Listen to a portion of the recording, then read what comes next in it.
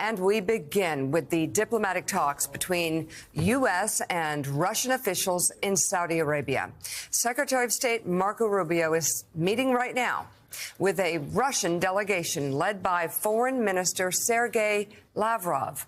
The group is supposed to discuss options for ending Russia's invasion of Ukraine, but the talks have drawn criticism for not including any Ukrainian officials. This is a first face-to-face meeting between a U.S. Secretary of State and their Russian counterpart since January of 2022. Meanwhile, leaders from across Europe met in Paris yesterday to align their position on Ukraine after being excluded from the talks between the United States and Russia, hosted by French President Emmanuel Macron.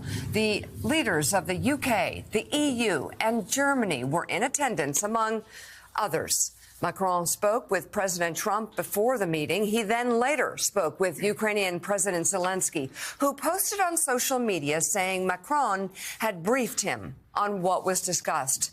The meeting of Europe's leaders comes as concerns rise over today's talks in Saudi Arabia between Russian and U.S. officials. And Joe, I guess a lot of concern exactly about how these talks are going down. Well, yeah, a lot of concern about how the talks are going down, and deja vu all over again, as Yogi Berra would say, going back to the first Trump administration, when at some point Angela Merkel just told other European leaders, we're just not going to be able to depend on the United States anymore. And that's right now what EU leaders and Zelensky are starting to believe. Let's bring in NBC News chief international correspondent Keir Simmons. He's live from the Saudi Arabian capital. Keir, what can you tell us? Well, Joe, we caught up with Minister Lavrov, the Russian foreign minister, here at the Ritz-Carlton Hotel a few hours ago. He was tight-lipped. The delegations are staying here, but the meetings are happening in a Saudi Arabian palace near to here, convened by the Crown Prince and the Saudi Arabian foreign minister. There is a shot of the delegation sitting opposite each other at a table, looking fairly sober, as certainly they should do, because these are going to be very, very difficult talks. They are formal talks, albeit hastily organised. The day seemed to change that they would take place. The time seemed to change. The location has seemed to change, but they are now underway. That the pool team that are there for the talks say they've been happening now for around 2.5 hours with a 15-minute break, that the two sides plan to break for lunch. What they are talking about is an interesting question. One of them here, Kirill Dmitriev, who's not at that table, but he is here. US officials believe that he is close to President Putin's daughter. He is, if you like, I mean, President Trump has envoys. He is, if you like, one of President Putin's envoys. He is here very clearly talking about wanting sanctions to be lifted. He himself is sanctioned by the United States. And there, I think you have an example of what the Russians are really looking for. They are looking to try to end Russia's isolation, as well as President Trump saying that he wants to try to end the war in Ukraine. As you mentioned, President Zelensky is not here.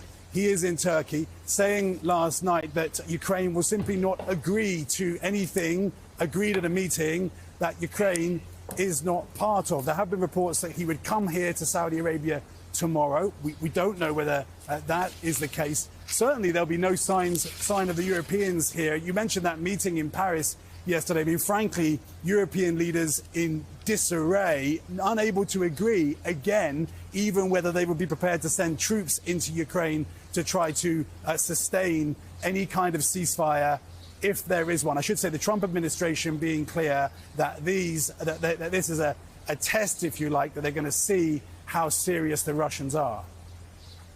And I was going to ask you, Keir, about the if there's any method to what appears to our European allies to be madness, excluding the Ukrainians from these talks. Have you talked to any U.S. officials or Russian officials that have said this is step one? We're going to see if there's a broad outline on what we could negotiate and then have the Ukrainians brought in, or is all this being done on a very ad hoc basis? I think it's fair to call it, Joe, a work in progress. Certainly, there are developments, aren't there?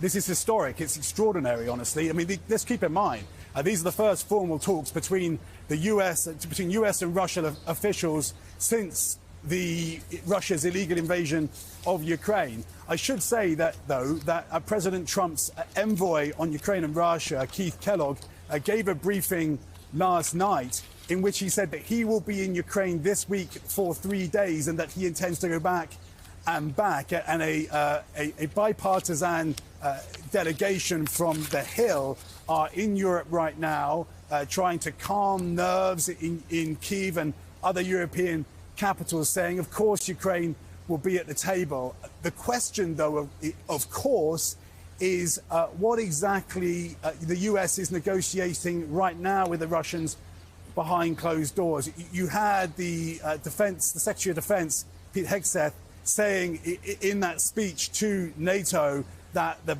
potential for Ukraine to be in NATO is not on the table, that even if there is some kind of a security force, it would have to be Europeans and non-Europeans, not the US, and it couldn't be covered under Article 5, which is, of course, that all sides defend each other article in the NATO agreement. So that seemed to be giving a lot of ground to the Russians. Just one other point again, though, a counterpoint to that. I mentioned that the Russians are here clearly arguing that sanctions should be lifted. The heavy sanctions on Russia are an enormous piece of leverage that the US has. Another point before I wrap up too, Joe, just to say, of course, these divisions between Europe and the States, well, the Europeans have sanctions on Russia too. So if you want to lift sanctions on Russia somewhere down the line, you need the Europeans to help.